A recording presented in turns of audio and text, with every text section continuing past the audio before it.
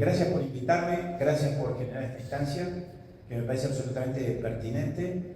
La pregunta que nos deja planteada de Pilar es muy importante y tiene mucho que ver con lo que alcancé a escuchar, que con la habitual elocuencia e inteligencia nos compartía Rodrigo. Yo creo que esto que estamos haciendo acá es parte, si se quiere, y no piensen que estoy loco, de la autocrítica que tanto se nos demanda y que se supone que después de la instancia electoral nacional, porque el proceso electoral no ha concluido, el Partido Nacional tiene pendiente de hacer. Porque para mí autocrítica no es reunirnos con el directorio, los legisladores y un conjunto de dirigentes a distribuirnos culpas o a ver si entre todos nos ponemos de acuerdo cuál fue la causa mágica según la cual perdimos la elección.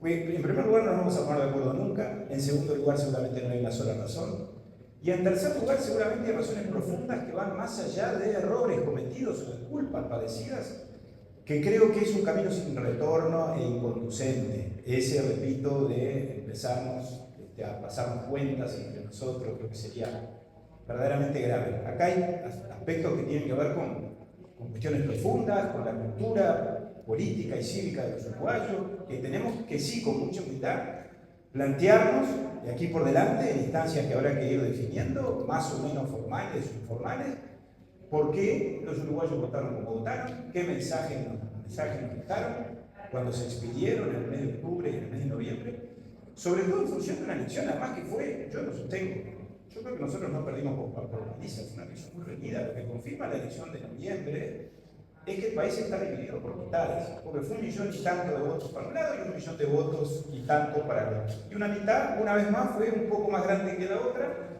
por circunstancias que habrá que analizar, por supuesto, que yo creo que es razonable, legítimo y necesario que se analice. Pero tenemos un país dividido por mitades en términos de la preferencia electoral, en términos ideológicos, no lo sé. Hay una adición a nuestros adversarios políticos, un componente muy importante que es casi religiosa, como todos sabemos. Yo estoy seguro que mucha gente que votó a Orsi está mejor o estuvo, está mejor ahora, después de los 5 años de gobierno de la calle Pou, de lo que estaba cuando gobernaba el Frente Amplio, pero sin embargo votó al Frente Amplio, no nos votó a nosotros. No, todas esas cosas yo creo que hay que analizarlas. Y analizar aquí, entre los legisladores, o una parte de la bancada, una parte de ellos y los jóvenes, hablar de estos temas, hablar de la libertad, hablar del futuro, hablar de aspectos que hagan a nuestra identidad, a cómo nos paramos de aquí por delante frente a nuestros conciudadanos, yo creo que ese es el proceso de reflexión y de análisis en el que el Partido Nacional tiene que ingresar. Venimos, por supuesto, de la tristeza de octubre y de noviembre, particularmente de noviembre, de haber perdido el gobierno. Pero eso está dentro de las reglas de juego de la democracia, se gana y se pierde. Y si vaya hacia los blancos, lo sabremos, vaya si habremos enfrentado adversidades electorales a lo largo de nuestra historia. Y de todas ellas nos pusimos rápidamente de pie. Yo creo que además el duelo ya lo hicimos, porque una cosa es que tengamos pendiente el análisis, que el duelo está cerrado, y ahora estamos encarando la instancia del 12 de mayo, que es de enorme importancia. Creo que de acá al 12 de mayo no hay nada más importante que las 19 elecciones departamentales y que el partido conquiste el mayor número de intendencias y que en todos los departamentos tengamos el mayor proceso electoral. Creo que eso es algo que todos lo sabemos. Ahora, está claro que nosotros perdimos, sí, perdimos, pero ¿qué perdimos?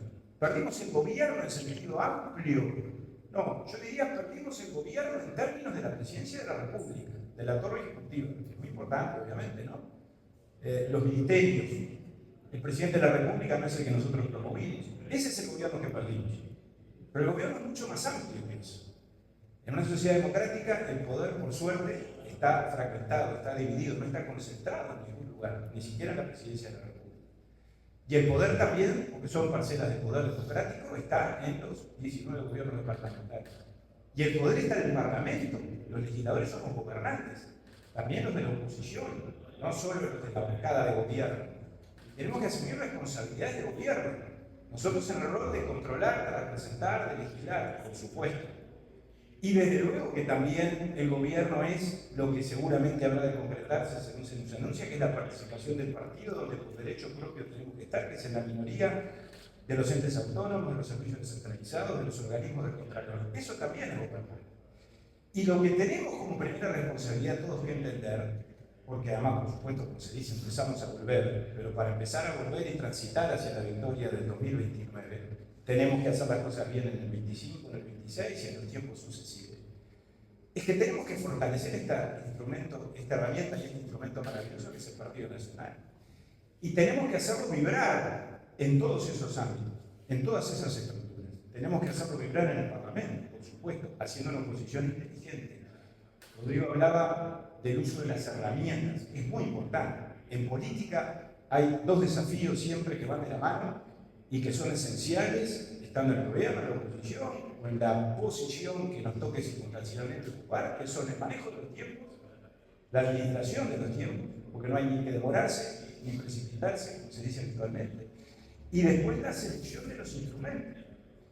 Y eso nosotros en el Parlamento tenemos que tenerlo muy en cuenta, y no hemos hablado en el ámbito de la bancada, y es un debate que está planteado. Tenemos que hacer una oposición inteligente.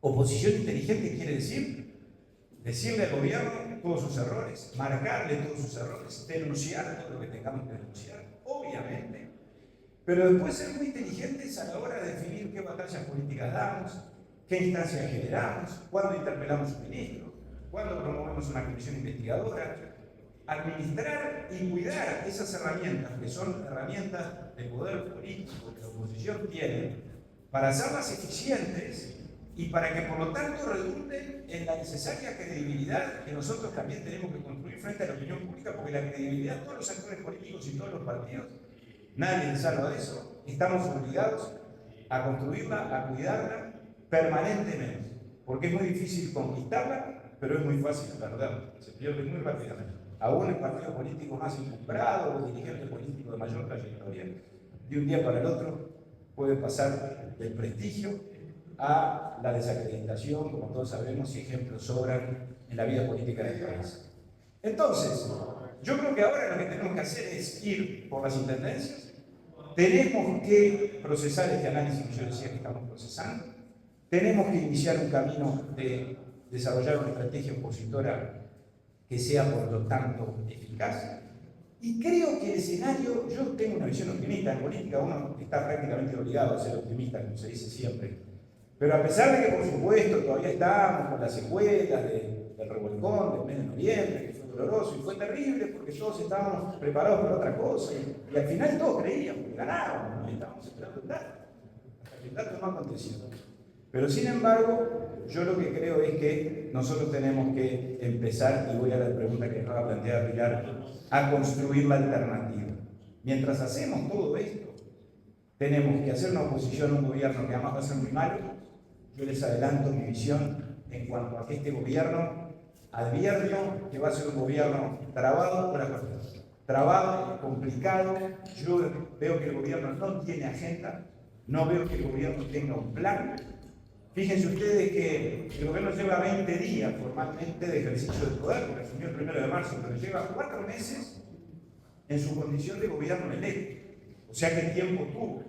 Y se suponía que para eso también la etapa de la transición, no solo para nombrar los ministros o designar los ministros, tiempo tuvo para definir una agenda, para decirnos en cada rubro de la vida del país qué se propone hacer, qué proyectos de ley, los famosos 100 días iniciales de toda administración, qué proyectos de ley haría llegar al Parlamento, y hablo en condicional porque no ocurrió, para impulsar su plan. Bueno, el gobierno no tiene definiciones esa gobierno. Pongo un solo ejemplo, porque no me quiero alargar, es un tema que a mí me tocó de cerca porque fui presidente del Senado y ahora lo estoy siguiendo en el Parlamento. El combate a la pobreza infantil. Eso fue un compromiso de campaña, no solo del presidente Orsi, sino de todo el sistema político. Y hasta se suscribió un compromiso entre Álvaro Delgado y Orsi en la campaña de la segunda vuelta electoral. El gobierno no sabe qué hacer. No sabe si va a ir por el lado del Fondo de Infancia, si va a ir por el lado de la ley de Luttenberg, que votaron el periodo pasado, y ahora Luttenberg está en el Poder Ejecutivo, es una ley bastante impracticable, pero no la han reglamentado y no tienen demasiado definido si van a utilizar esos resortes o esos mecanismos para desarrollar una política de promoción de la infancia y de combate a la pobreza. Nada de eso tienen definido. Cuando ya están ejerciendo, repito, el gobierno en el momento de oro de los gobiernos, ¿no? Aquella definición de Wilson de que los gobiernos en los primeros 6 meses son casi omnipotentes, los segundos 6 meses son fuertes, pero no omnipotentes. y al cabo del año serán lo que hayan conquistado en el primer año de la administración. Y eso es así, porque el crédito se va agotando, y en la medida en que el crédito se agota, si los resultados no vienen y si el país no avanza, pasan las oportunidades y todo eso termina conduciendo al fracaso de la gestión. Y yo, por estas razones que dije, por muchas más que seguramente todos compartiremos, por la ecuación de fuerzas internas en el gobierno, que está a la vista de todos, y que notoriamente ya ha generado contradicciones y contrapuntos evidentes entre los principales actores, advierto que este va a ser un gobierno muy trabado, por decirlo menos, y que va a ser malo, va a ser un mal gobierno, porque además dejaron la vara alta en cuanto a los compromisos y a las promesas, y está claro, las señales que ha dado el Ministerio de Economía hasta ahora es que no tienen los recursos suficientes o no saben de dónde los van a sacar.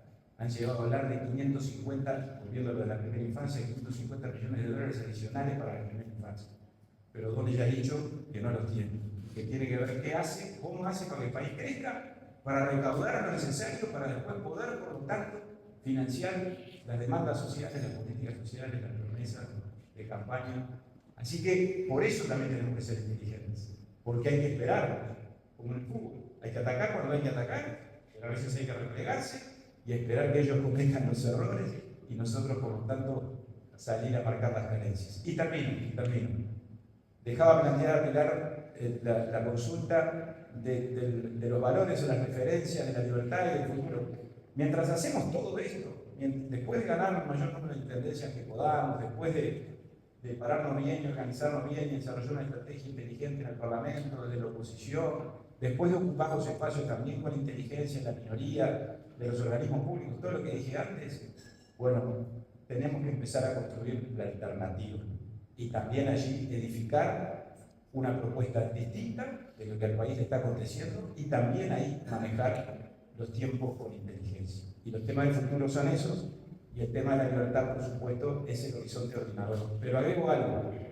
Yo creo que para el Partido Nacional hablar de libertad es lo más fácil que hay, porque somos el partido de la libertad. De Oribe para acá y sobre todo de Aparicio Saravia para acá es algo que nadie puede discutir.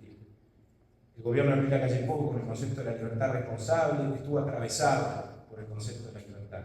Aquello que dijo Luis el 1 de marzo del 2020 y que aparece en el documento que hay que leerlo y subrayarlo, que se elaboró cuando terminó el gobierno, de que los ciudadanos fueran más libres al término del gobierno. O sea que ese ya es un activo del Partido Nacional. Ahora, me parece, lo dejo planteado, que tenemos que agregar la idea de la igualdad, que no es contradictoria y no es una antinomia en relación al principio de la libertad. Y los uruguayos somos muy igualitarios. A los uruguayos nos gusta el tema de que nadie es más que nadie, de la igualdad de oportunidades, y no es contradictorio una cosa con la otra, en todo caso es complementario. Y para que pueda haber igualdad tiene que haber libertad abundante, porque tenemos que vivir en un Estado de Derecho y tenemos que respetar la libertad individual y tenemos que respetar las libertades públicas, pero después de eso el sentido de justicia, el sentido de igualdad, el sentido de la igualdad de oportunidades, creo que lo tenemos que empezar a meter cada vez más en nuestro discurso, en nuestro mensaje y en esa propuesta alternativa que tenemos que construir desde ahora para ganar, como estoy seguro que vamos a ganar en el 2021.